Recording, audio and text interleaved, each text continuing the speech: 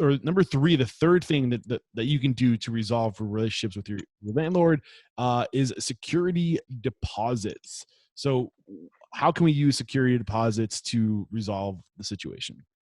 Sure. So a lot of times when you sign the lease, you pay 2 months security, maybe more, depending upon how much work the landlord's doing for you to fit out the space. And sometimes you also pay some prepaid rents, whether it's first and last month's or just last month's rent.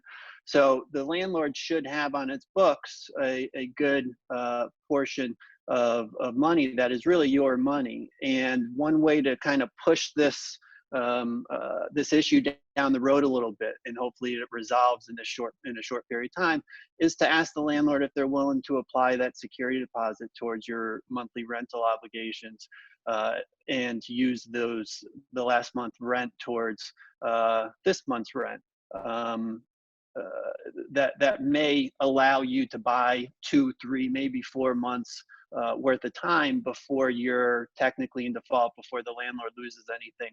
Now, that isn't really a share the pain type mentality. In that situation, the landlord is still whole. And I think for this really to work out in everybody's best interest, or at least the restaurateur's best interest, the landlord's going to need to feel a little bit of the pain.